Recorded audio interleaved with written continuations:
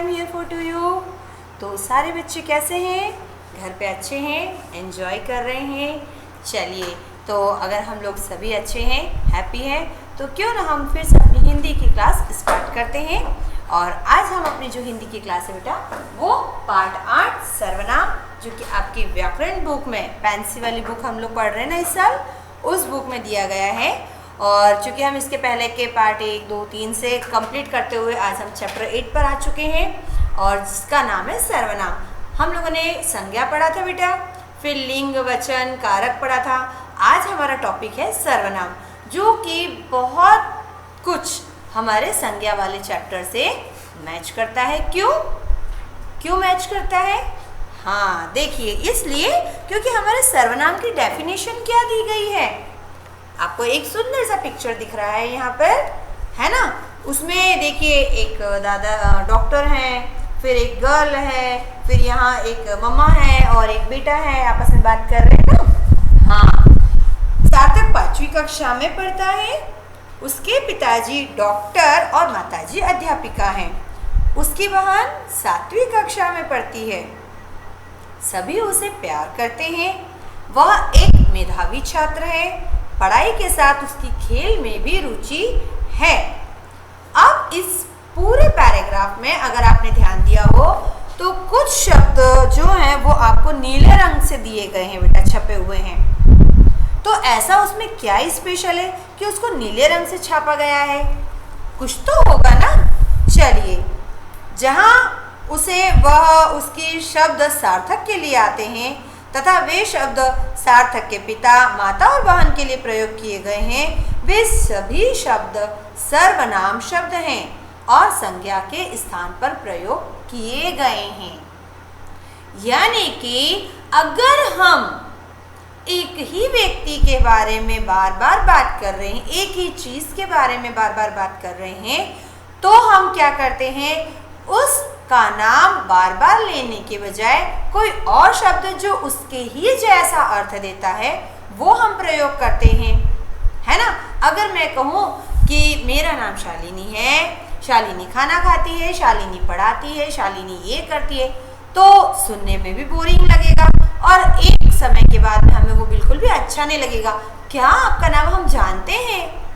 लेकिन अगर मैं कहूँ कि राधा अच्छी लड़की है, वह सुंदर ड्राइंग बनाती है, वह अपने माता पिता की आज्ञा का पालन करती है, उसको बुला कर लाओ, यानी सब कुछ मैंने राधा के बारे में कहा।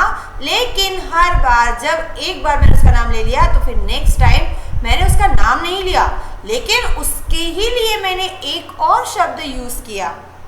तो जब संज्ञा के स्थान पर, संज्ञा यानी किसी व्यक्ति, वस्तु, स्थान, प्राणी या भाव, इन सबको दिखाने वाले, प्रकट करने वाले जो शब्द होते हैं बेटा, उनकी प्लेस पर, उनकी जगह पर, सेकेंड टाइम में या बार बार रिपीट होने पर उनके ही नाम की जगह पर अगर हम कोई दूसरा शब्द रख देते हैं जो बिल्कुल उनके जैसा ही होता है और सेम अर्थ देता है, एक जैसा अर्थ देता है, वो शब्द सर्वनाम कहला जाते हैं, है ना। अगर व्याकरण में संज्ञा के बाद में कोई सबसे सरल चीज है बेटा, तो वो है आपकी सर्वनाम। क्या है? सर्वनाम। क्योंकि सर्वनाम हमेशा बिल्कुल संज्ञा की तरह ही प्रयोग किया जाता है, क्योंकि वो जस्ट संज्ञा के प्लेस पे यूज होता है ना। अगर मैं अपने नाम की जगह मैं कहूँ या हम कहूँ तो मैं बदल तो नहीं जाऊंगी, है ना। देखिए, सर्वनाम शब्द का अर्थ है सर्वनाम, सबका नाम, अर्थात सबके नाम के स्थान पर यदि मैं संज्ञा रखूं तब भी वही अर्थ है, और संज्ञा शब्द के स्थान पर जिस शब्द का प्रयोग करूं वह सर्वनाम होता है। जैसे यह, वह, तुम, आप, तुमने, तुम्हारा, मैं, मेरा, आपका, मुझे। इन शब्दों को जब हम प्रयोग करते हैं तो व्यक्ति बदल नहीं जाता है, वही रहता है और उसका अर्थ भी वही निकलता है। तो ऐसे शब्द हम लोग सर्वनाम कहते हैं। ठीक है, क्लियर हो गया सबको? संज्ञा के स्थान पर प्रयोग होने वाले शब्दों को सर्वनाम कहते हैं। संज्ञा के स्थान पर प्रयोग होने वाले शब्दों को सर्वनाम कहते हैं। पूर्ण विराम। ठीक है। अब जिस तरह संज्ञा के भेद होते हैं, है ना, हमने पहले कहा था कि सब लोग अलग अलग होते हैं, सब स्थितियां अलग होती हैं, उनके लिए अलग अलग शब्द प्रयोग होते, तो संज्ञा शब्द भी कई प्रकार के थे। उसी तरह सर्वनाम शब्द भी अलग अलग प्रकार के होते हैं। अब सर्वनाम कितने प्रकार के होते हैं या सर्वनाम के कितने टाइप्स होते हैं? देखिए, सर्वनाम के भेद। सर्वनाम के भेद कितने हैं? कोई बताएगा हमें? सर्वनाम 6 प्रकार के होते हैं बेटा। पहला, पुरुषवाचक। पुरुषवाचक जो सर्वनाम शब्द बोलने वाले, सुनने वाले या जिसके बारे में बात की जाती है।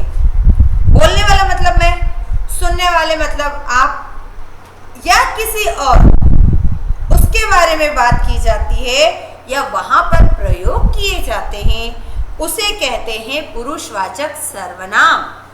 अभी हमने कहा था खुशी हंसती है, वह रोती है। खुशी की जगह पर मैंने क्या बोल दिया? वह। क्योंकि अभी मैं किसके बारे में बात कर रही हूँ? किसी अन्य के बारे में बात कर रही हूँ। लेकिन अगर मैं कहूँ मैं हंसती हूँ, मैंने किसके लिए प्रयोग किया? अपने नाम के जगह पर, है ना। तुम हंसते हो, मैंने तुम शब्द किसके लिए प्रयोग किया? जो आप मेरे सामने खड़े हो और सुन रहे हो। तो 3 अलग अलग व्यक्ति हैं। एक कहने वाला, अगर सामने है कोई तो वो सुनने वाला, और अगर 2 लोग मिलके कोई तीसरा जो वहां पर नहीं भी है उसके बारे में अगर बात करते तो उसके लिए भी तो हम कोई नाम की जगह पे शब्द यूज करते हैं ना। कई बार ऐसा होता है ना, 2 दोस्त खड़े और किसी तीसरे व्यक्ति की वो बात तो कर रहे हैं लेकिन उसका नाम नहीं ले रहे। क्यों? कभी उस व्यक्ति ने वहां से निकलते समय सुन लिया तो वो उस व्यक्ति के नाम के जगह पर जो शब्द इस्तेमाल करते हैं ना, उसे भी हम सर्वनाम ही कहेंगे। आप और हम यदि आमने सामने हैं, मैं जा रही हूं, तुम चल रहे हो क्या? अरे उसको पूछ ले वो चल रहा है कि नहीं। उसको मतलब वो तीसरा वाला दोस्त। तो ये तीनों तरह के शब्द जब हम संज्ञा के स्थान पर प्रयोग करते बेटा, तो वो कहलाते आपके पुरुषवाचक सर्वनाम। पुरुषवाचक सर्वनाम भी 3 प्रकार के होते हैं। पहला, उत्तम पुरुष, है ना। दूसरा होता है मध्यम पुरुष, मध्यम यानी सामने वाला, और तीसरा होता है अन्य पुरुष। पुरुष का मतलब यहाँ पर सिर्फ मेल से नहीं बेटा, पुरुष का मतलब यहाँ पर किससे है? व्यक्ति से है, मनुष्य से है। उत्तम पुरुष देखिए कब प्रयोग किया जाता है? किसी भी बात को कहने वाला या लिखने वाला। मैं खुद क्या होता है? उत्तम पुरुष। हमेशा याद रखना, मैं उत्तम, तुम मध्यम और वह अन्य हो जाता है। मैं सबसे उत्तम हूं, बहुत अच्छा हूं, तुम कैसे हो? मध्यम हो, और वह कैसा है? अन्य पुरुष है। जैसे जिससे बात की जाती है वह होता है मध्यम पुरुष।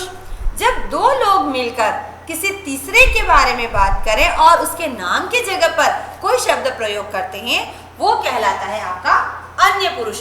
वह अच्छा लड़का नहीं है, वो कल मेरे घर आया था, वह बोल रही हूं मैं, बट उसका नाम नहीं ले रही हूं, है ना। तो यहाँ पर क्या हुआ? पुरुष है, लेकिन उसके नाम के स्थान पर जो शब्द हो गया वो है सर्वनाम, और चूंकि वह पुरुष के लिए है इसलिए वह अन्य पुरुषवाचक सर्वनाम। अब इसका दूसरा वाला भेद देखिए, प्रश्नवाचक सर्वनाम। प्रश्नवाचक सर्वनाम मतलब, प्रश्नवाचक सर्वनाम का मतलब होता है ऐसे शब्द बेटा जब संज्ञा के स्थान पर हम कोई प्रश्न करने वाला शब्द रखते हैं। सर्वनाम शब्दों का प्रयोग प्रश्न पूछने के लिए किया जाता है उन्हें प्रश्नवाचक सर्वनाम कहते हैं। आप किस स्कूल में पढ़ते हो? मैं इस विद्यालय में, या जो भी हमारे विद्यालय का नाम है वो हम लगा देते हैं, है ना। आपके पिताजी का मोबाइल नंबर क्या है? मोबाइल नंबर की जगह पर हमने क्या लगा दिया, ठीक है। तो ऐसे जो प्रश्न होते हैं या ऐसे जो शब्द होते हैं जिनके द्वारा हम प्रश्न पूछ सकते हैं, है ना, उन शब्दों को हम लोग कहते हैं प्रश्नवाचक सर्वनाम। इसमें वो सारे वर्ड्स आ जाते हैं बेटा, कौन, क्या, कब, किसको, ये सारे शब्द।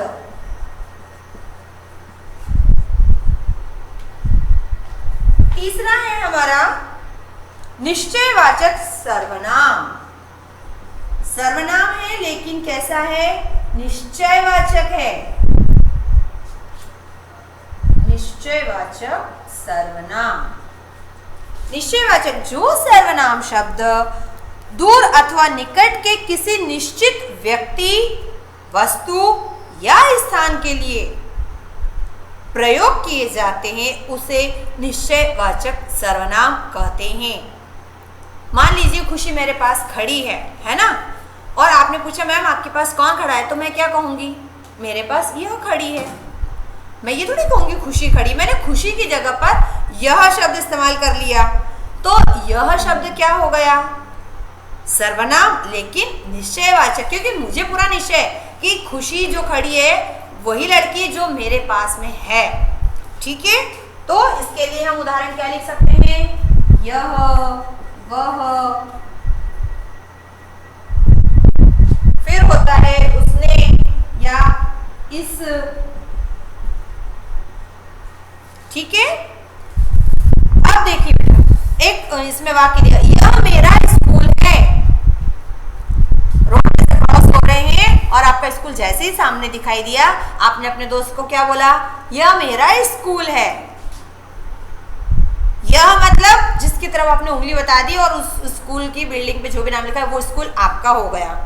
वह पेड़ है।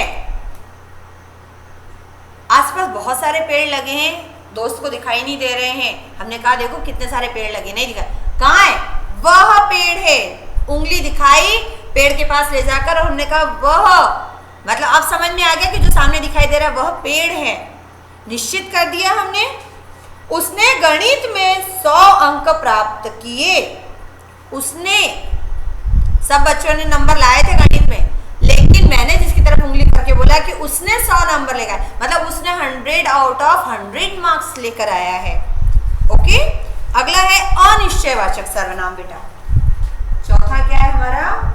अनिश्चयवाचक सर्वनाम।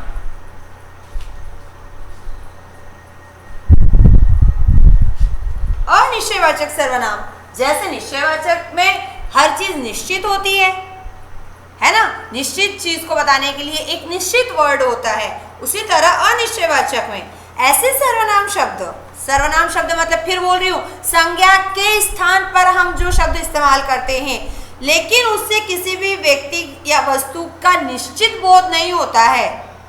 मतलब लड़का तो खड़ा है लेकिन कौन खड़ा है वो पता नहीं है। दूध में गिरा तो है कुछ सामान, अब क्या गिरा है नहीं पता है, कुछ गिरा है, छिपकली गिरी है कि खटमल गिरा है कि मच्छर गिरा है कि लकड़ी गिरी है कि चम्मच गिरा है। दूध में कुछ गिरा है, निकालने के बाद पता चलेगा अरे छिपकली गिरी है। गिरते हुए देख ले तब तक तो ठीक है, हम उसका नाम बोल देंगे। किसी ने गीत गाया, अगर मैंने किसी व्यक्ति, है ना, गाने वाले को देख ले तब तो मैं बोल दूंगी रमेश ने गीत गाया। अगर मैंने रमेश को नहीं देखा है लेकिन सिर्फ सुन रही हूं तो मैं क्या कहूंगी? किसी ने गीत गाया। फिर हम वहां जाकर ढूंढेंगे किसने गाया, किसकी जगह, फिर हम पता चलेगा रमेश ने। रमेश के स्थान पर हमने कहा किसी, यानी अननोन हो गया, अनिश्चित हो गया है। कोई यहाँ आया था, मैं आंख बंद करके बैठी थी, इतनी देर में कोई आया और देखकर चला गया। अब मैंने उस व्यक्ति को नहीं देखा तो मैं क्या कहूंगी? यहाँ कोई आया था, है ना। कहीं से जलने की बदबू आ रही है। कई बार ऐसा होता है आप आगे लिविंग रूम में बैठे हुए हैं और जलने की स्मेल आ रही है, अब बहुत तेज आ रही, पता नहीं चलता है, मम्मी कहीं से जलने की बदबू आ रही है। पड़ोस में किसी के घर दूध जल रहा है, फिर ढूंढ के पता चलता है अपने घर में कुछ जल रहा है। लेकिन जब तक पता नहीं है उस जगह का तब तक हम यही बोलते हैं कहीं से आ रही है। ओके, तो ऐसे जो शब्द होते हैं बेटा वे शब्द कहलाते हैं अनिश्चयवाचक सर्वनाम। कोई, कुछ या फिर कहीं या फिर आपका होता है जैसे किसी। इसके बाद में है संबंधवाचक सर्वनाम। 5वें नंबर पर संबंधवाचक सर्वनाम। देखिए बेटा संबंधवाचक कैसे, जो सर्वनाम शब्द वाक्य में आए हुए दूसरे सर्वनाम शब्द से अपना संबंध दिखाता है। कई बार बेटा एक ही सेंटेंस में दो सर्वनाम भी प्रयोग होते हैं, तो उन दोनों के बीच में कनेक्शन दिखाने वाला, उन दोनों के बीच में संबंध बताने के लिए अगर हम कोई शब्द वहां लगाते हैं वो शब्द कहलाता है संबंधवाचक सर्वनाम। जैसे जो यहां आया था वह किसका पुत्र था, है ना। जिसको पैसा चाहिए वह परिश्रम करेगा, जैसा करोगे वैसा भरोगे। अगर आप अच्छा कर रहे हो तो आप अच्छा प्राप्त करोगे। तो इन वाक्यों में जो का संबंध वह से है, जिसके का संबंध भी वह से है, तो ऐसे वाले शब्द जो होते हैं वो आपके कहलाते हैं संबंधवाचक सर्वनाम। छठा और आपका आखिरी वाला सर्वनाम है बेटा निजवाचक सर्वनाम। निजवाचक सर्वनाम, निजवाचक का मतलब पता है क्या होता है? निज मतलब अपना, खुद का, ठीक है। जिन सर्वनाम शब्दों का प्रयोग स्वयं के लिए किया जाता है, मैं नहीं, स्वयं, खुद, अपना, उन्हें निजवाचक सर्वनाम कहते हैं। मैं तो पुरुषवाचक है और वो भी कैसा वाला? उत्तम पुरुष है, बट मैंने कहा मैं अपना काम कर लूंगी। अपना मतलब मैं और वो भी अपना, तो ये जो शब्द होते हैं वो होता है आपका निजवाचक। वो स्वयं आ जाएगा, स्वयं। तुम खुद ही खाना खा लो, खुद मतलब तुम और खुद ही, अपने आप से, अपने हाथों से। तो ऐसे शब्द हम लोग अपने जीवन में प्रयोग करते ही रहते हैं अपने आप के लिए। तो ये वाले शब्द होते हैं हमारे निजवाचक सर्वनाम, ठीक है। चलिए अब इसकी जो स्पेशल बातें हैं वो एक बार हम दोहरा लेते हैं। पहली बात, सर्वनाम शब्दों का रूप मतलब यूज जो होता है वो जेंडर की वजह से कभी चेंज नहीं होता है। लड़का पढ़ता है, लड़की पढ़ती है, लेकिन अगर मैं लड़का या लड़की की जगह पे सर्वनाम लगाऊंगी तो वो एक ही होगा, वह पढ़ता है, वह पढ़ती है ना। सेकेंड रूल, वचन और कारक के कारण भी सर्वनाम शब्दों का रूप बदल जाता है। वचन, वह खेलता है, एक लड़का, वे खेलते हैं, बहुवचन का सर्वनाम, ठीक है। अब देखिए, उसका क्या नाम है, उसका मतलब संबंध है, मगर उससे पुस्तक लाओ तो अपादान कारक हो जा रहा है। ये नहीं कि आप सर्वनाम प्रयोग कर रहे हैं तो कई बार कारक भी बदल जाता है। यहाँ ध्यान रखने वाली बात है कि जिस कारक में सर्वनाम शब्द का प्रयोग होता है उस कारक का चिन्ह सर्वनाम शब्द के साथ जुड़ने के बाद सर्वनाम शब्द में कोई परिवर्तन नहीं होगा, लेकिन हाँ उसका जो असर होता है, जिसका अर्थ होता है वो बदल जाता है। यह किसकी पुस्तक है? यह राम की पुस्तक है, या यह उसकी पुस्तक है। उसकी मतलब अब लड़का है या लड़की नहीं पता, बट की लग गया है ना। चलिए, तो कुछ सर्वनाम दोनों जेंडर में एक जैसे चलते हैं। सर्वनाम के वचन कुछ ऐसे भी होते हैं, मैं, मैंने, वह, यह, मुझे, मेरा, ये हमेशा बेटा एक वचन में होते हैं। लेकिन हम, वे, ये, हमें, तुम्हें, इन्हें ऐसे शब्द जो सर्वनाम होते हैं वो हमेशा बहुवचन में प्रयोग होते हैं। तो हमने आज सर्वनाम वाला पार्ट पढ़ा। सर्वनाम वाले पार्ट में हमने दो चीजें स्पेशली पढ़ी बेटा। एक तो संज्ञा के स्थान पर प्रयोग होने वाले शब्दों को सर्वनाम कहते हैं और सर्वनाम उसके प्रयोग के आधार पर 6 प्रकार के होते हैं। ठीक है, अपने लिए, सामने वाले के लिए और किसी और के लिए हम उसके नाम के स्थान पर जो शब्द यूज करते हैं वो होता है उत्तम, मध्यम और अन्य पुरुष। लेकिन अगर हम किसी के नाम पर प्रश्न पूछने वाला शब्द लगा दें, है ना, वह कौन है? वह राम है। राम की जगह पर कौन आया? तो ये क्या हो गया? प्रश्नवाचक सर्वनाम। निश्चयवाचक, जब हम संज्ञा के स्थान पर निश्चय लगा दें और प्रश्न या कोई वाक्य बनाते हैं, है ना, राम कौन है? यह राम है, मतलब मेरे पास जो खड़ा है वह राम है। तो ऐसे शब्द हो जाते हैं निश्चयवाचक सर्वनाम। कुछ शब्द अनिश्चयवाचक सर्वनाम होते हैं, जैसे कोई। छिपकली की जगह पर मैंने कुछ शब्द इस्तेमाल कर लिया। राम की जगह पर कोई, राम आया था, मैंने राम को नहीं देखा तो मैं क्या कहूंगी? कोई आया था। तो राम इसके स्थान पे है, इसलिए वो अनिश्चयवाचक हो गया। संबंध, राम लिखता है, राम पास होता है। जो लिखता है वह पास होता है। मैंने राम के स्थान पर जो और वह लगा दिया तो वो संबंधवाचक हो गया। उसी तरह से निजवाचक, राम अपना काम करो, राम और वो भी अपना करेगा, तो ऐसा शब्द होता है निजवाचक सर्वनाम। चलिए, आज हमने अब ये समझा है। अब हम इसकी एक्सरसाइज भी जल्दी से फिनिश कर लेते हैं। सभी बच्चे अपनी पेंसिल निकालेंगे, अपनी पेंसिल बुक ओपन करेंगे। पेज नंबर जो है वो हम कौन सा निकालने वाले हैं? पेज नंबर 201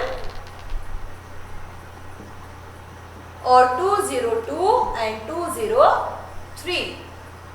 ओके, चलिए। चूंकि सबसे पहले हमें क्या दिया गया है? सही विकल्प दिया है बेटा, देखिए। तो सही विकल्प हम वाक्य पढ़ते जाते हैं और लिखते जाएंगे। ठीक है, एक्सरसाइज नंबर 1, सही विकल्प सभी को दिखाई दे रहा है। पहला क वाला वाक्य में देखिए बेटा, जो मेहनत करेगा वह अवश्य सफल होगा। जो और वह है, तो इसमें सर्वनाम क्या हो गया? प्रश्नवाचक या निजवाचक या संबंधवाचक? स वाला विकल्प जो है वो हमारा सही कर लीजिए, क्योंकि जो और वह के अंदर क्या हो रहा है? संबंध दिखाया जा रहा है। संज्ञा के स्थान पर प्रयोग होने वाले शब्द क्या कहलाते हैं? कारक नहीं, वचन नहीं, सर्वनाम।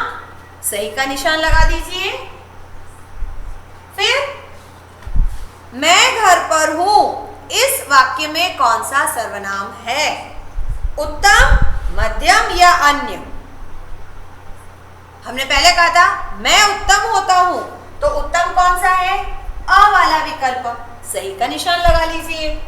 घ नंबर पर देखिए बेटा, वाक्य आपको क्या दिया गया है? पानी में कुछ गिरा है। कुछ मतलब अनिश्चय, तो सही विकल्प कौन सा है? अ नंबर का बेटा। अंग वाला देखिए, बाहर दरवाजे पर कौन खड़ा है? बाहर दरवाजे पर कौन खड़ा है में कौन क्या हो गया? प्रश्नवाचक है, उसको सही का निशान लगा लीजिए। अंतिम, सर्वनाम के कितने भेद हैं? 6 भेद है। 6 वाला ऑप्शन कहाँ दिया है? स नंबर पर दिया गया है, उसे टिक कर लीजिए बेटा। इसके पश्चात हमें प्रश्नों के उत्तर लिखना है। तो प्रश्नों के उत्तर लिखने के लिए हम अपने प्रश्नों के उत्तर यहाँ से शुरू कर दें, क्योंकि प्रश्न आपकी पुस्तक में छपे हुए हैं। ठीक है, तो आपको जो उत्तर की जगह दी गई है वहां से हम लोग क्या करेंगे? अपने उत्तर शुरू करेंगे। पहला प्रश्न, उत्तर नंबर क। चलिए, उत्तर नंबर क, सर्वनाम की परिभाषा और वो भी उदाहरण सहित लिखना है हमें। संज्ञा के स्थान पर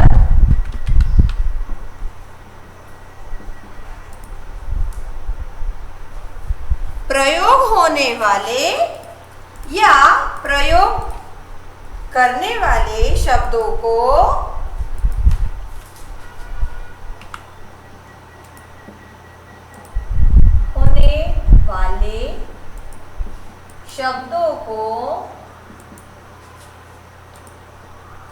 सर्वनाम कहते हैं।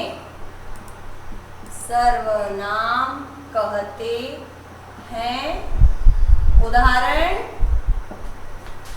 मैं, वह आदि। ठीक है। इसके पश्चात सर्वनाम के कितने भेद होते हैं? बहुत सरल सी बात हम लोगों ने अभी लिखा था बेटा। सर्वनाम के कितने भेद होते हैं? 6 भेद होते हैं, है ना। सर्वनाम के 6 भेद होते हैं। हमें नाम भी लिखना है। पहला कोई बताएगा हमें कौन सा है? पुरुषवाचक सर्वनाम। पुरुषवाचक सर्वनाम। सेकंड, निश्चयवाचक सर्वनाम।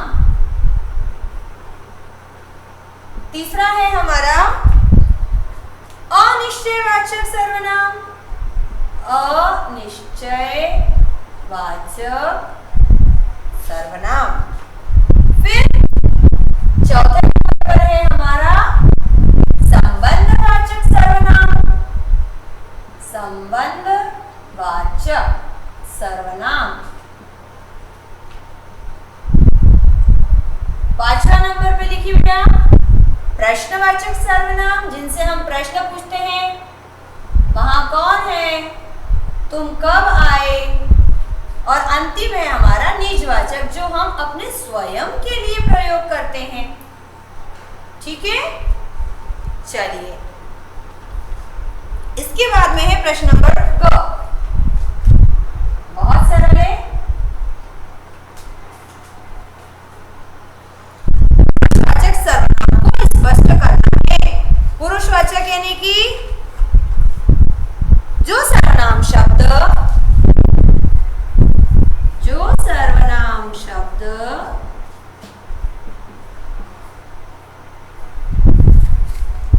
बोलने वाले, सुनने वाले या अन्य के बारे में प्रयोग किए जाते हैं।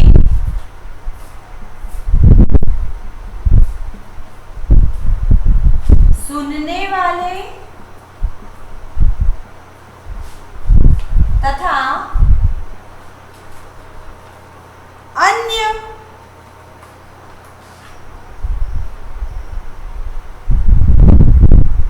के बारे में बात करने के लिए प्रयोग होते हैं।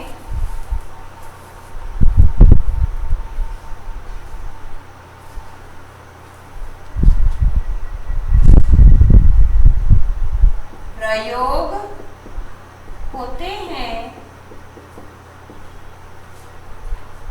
उन्हें पुरुषवाचक सर्वनाम कहते हैं।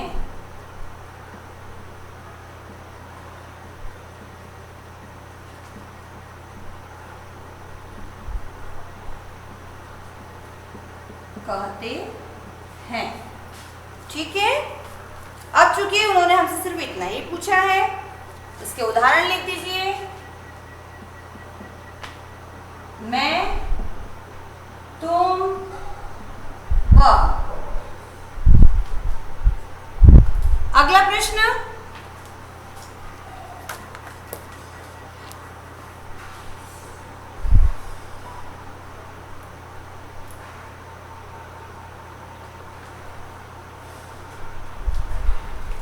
उत्तर नंबर घ। निजवाचक सर्वनाम की परिभाषा देना है, और वो भी कैसे देना है हमें? उदाहरण सहित देना है।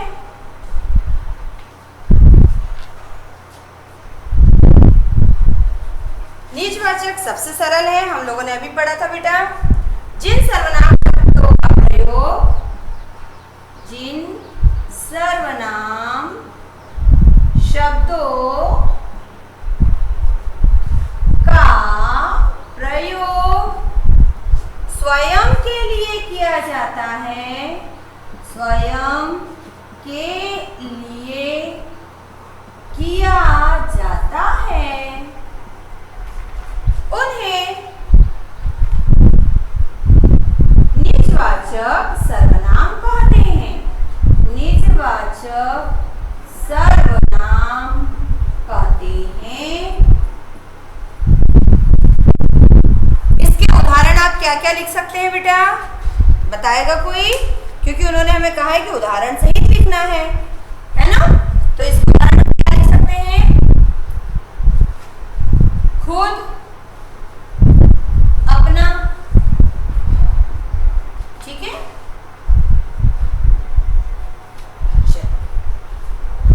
फिर है मुद्दा नंबर अंक।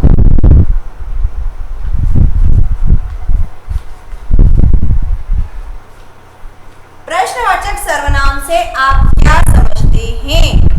जिन सर्वनाम शब्दों का प्रयोग, जिन सर्वनाम शब्दों का प्रयोग किसके लिए किया जाता है? कोई बताएंगे? हाँ, प्रश्न पूछने के लिए किया जाता है, किया जाता है, उन्हें प्रश्नवाचक सर्वनाम कहते हैं। सर्वनाम कहते हैं। पूर्ण विराम। उदाहरण बहुत छोटा सा है। कौन, क्या, का बहुत सारे प्रश्नवाचक शब्द है बेटा जो हम लोग इसके उदाहरण में लिख सकते हैं। ठीक है, अंतिम प्रश्न च वाला देखिए। संबंधवाचक सर्वनाम किसे कहते हैं? उदाहरण सहित लिखिए। संबंधवाचक सर्वनाम बहुत सरल है।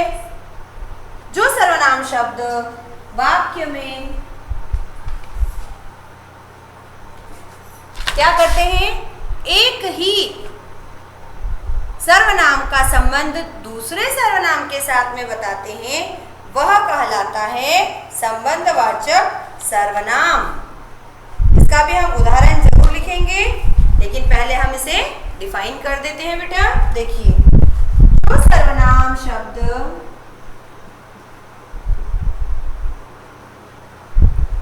वाक्य के दूसरे सर्वनाम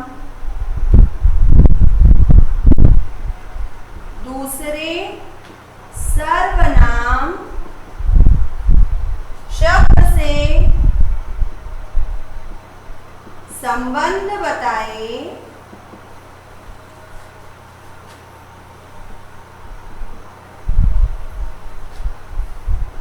उन्हें संबंधवाचक सर्वनाम कहते हैं। संबंधवाचक सर्वनाम कहते हैं। उदाहरण अभी हमने लिखा था, जो, वह, जैसा, वैसा। ठीक है, चलिए फटाफट आप यहाँ तक उतार लीजिए, फिर हम अपनी अगली एक्सरसाइज आरंभ करेंगे।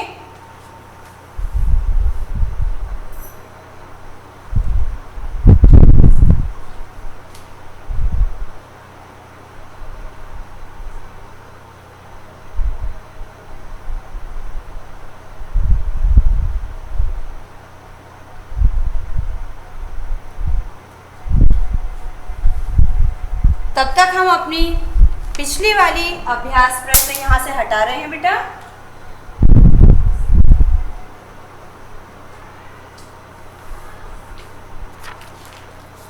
अभ्यास प्रश्न 3, सर्वनाम शब्द छांटना है और उसका प्रकार लिखना है बेटा। सॉरी, रिक्त स्थान है हमारा, क्योंकि आपको इधर देखिए बेटा ब्रैकेट में सर्वनाम शब्द दिए हैं, लेकिन हमें सही वाला चूज करना है। दिखाई दे रहा है आपको यहाँ पर? हाँ, पहला रिक्त स्थान, अपना काम स्वयं करना चाहिए, है ना। दूसरा, शायद कोई आया था। ग वाला वाक्य, जैसी करनी वैसी भरनी। वे खेल रहे हैं या वह खेल रहे हैं मतलब बहुवचन है तो वे आ जाएगा। पांचवा वाला वाक्य, यह बालक किसका पुत्र है? नहीं, यह बालक किसका पुत्र है ना। मेरे सबसे अच्छे मित्र हो आप या तुम? कौन बताएगा? तुम मेरे सबसे अच्छे मित्र हो। आप तो हम जिनको बहुत इज्जत देते ना उनके लिए होती है, दोस्तों को तो हम लोग बिल्कुल ऐसे हवा में उड़ा देते है ना। अंतिम, यह मेरा खिलौना है। यह क्यों लगाया हमने, ये क्यों नहीं लगाया? क्योंकि वहां पर एक खिलौना है तो एक वचन के लिए यह आएगा। ठीक है, चलिए इसके बाद में आपका एक्सरसाइज नंबर 4, सर्वनाम भी छांटना है बेटा और उसका प्रकार भी लिखना है। ठीक है हमें, चलिए क नंबर से शुरू करते हैं।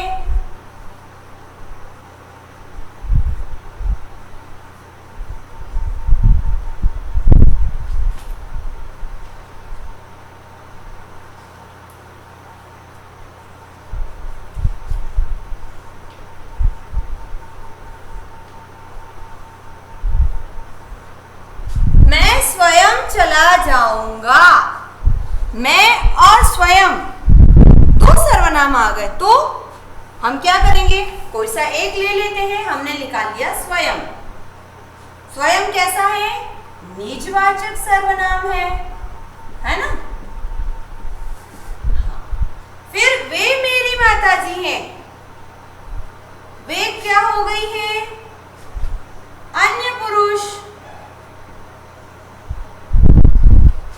या फिर हम जब किसी की तरफ उंगली कर देते हैं, है ना, तो वे मतलब हमने उनको क्या कर दिया है? निश्चय कर दिया है बेटा। तो वे के लिए हम कभी कभी निश्चयवाचक सर्वनाम भी प्रयोग करते हैं।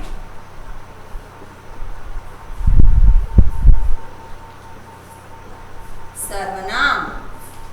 फिर है तुम कहां। कहां आ गया मतलब प्रश्नवाचक सर्वनाम। ठीक है, सर्वनाम। घ वाला वाक्य, यह पुस्तक किसकी है? यह और वो भी किसकी, दो सर्वनाम आ गए हमारे पास। यह के लिए हम निश्चयवाचक कर लेते हैं क्योंकि हमने पुस्तक को क्या करा है? उंगली दिखाकर पूछा है कि यह पुस्तक किसकी है। अंग वाला वाक्य, इसने पाठ याद कर लिया। इसने मतलब जो बच्चा मेरे पास खड़ा है, इसने।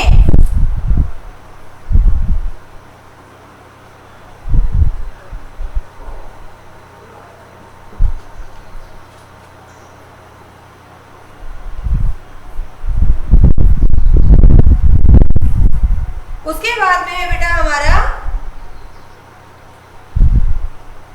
अंतिम वाक्य, आपके विद्यालय का क्या नाम है। आपके शब्द भी है और क्या भी आ गया है, तो इसमें भी हम दो सर्वनाम निकाल सकते हैं। अगर आप लगा रहे हैं तो पुरुषवाचक हो जाएगा, आप ये हो गया पुरुषवाचक। लेकिन कैसा पुरुषवाचक है?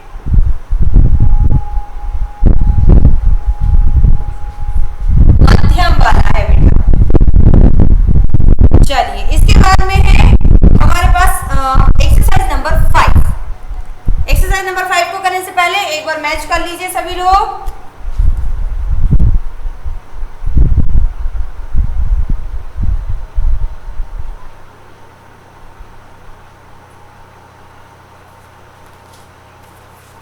एक्सरसाइज 5 को करने के लिए हम यहां से इसको हटा रहे हैं।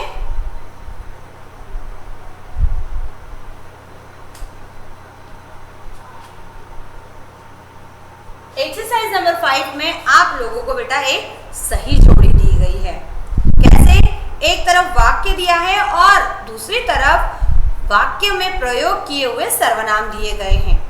वाक्य को पढ़ना है और सामने से सही वाला सर्वनाम लेना है। जैसे क है, दूध में कुछ पड़ा है ना? तो कुछ कैसा वाला है? अनिश्चयवाचक। तो क को मैच कर दीजिए किससे? क वाले से। ठीक है?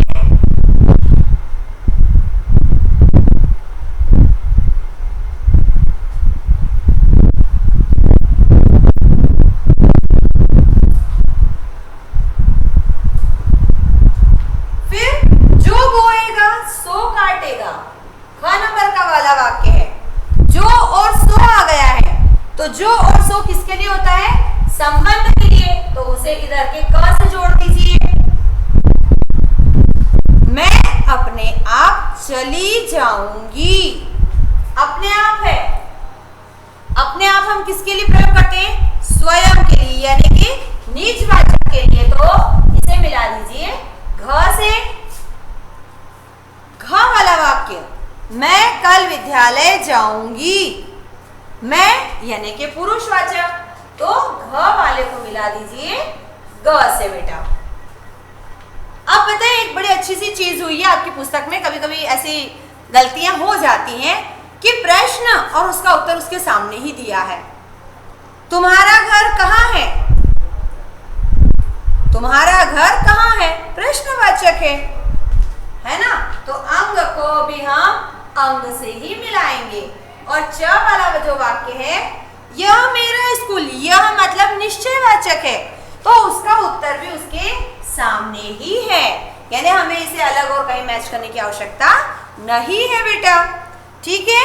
चलिए, अब अंतिम वाला जो आपकी एक्सरसाइज है, एक्सरसाइज नंबर 6, उसमें हमें एक पूरा पैराग्राफ दिया गया है। उस पैराग्राफ को पढ़ना है और जहां जहां पर वो नाम रिपीट हुआ है उसके स्थान पर हमें सर्वनाम शब्द लगाना है। और ये कार्य जो है आप लोग क्या करने वाले हैं? होमवर्क में करेंगे। तो एक्सरसाइज नंबर 6 को क्या करेंगे? स्वयं अपनी पुस्तक में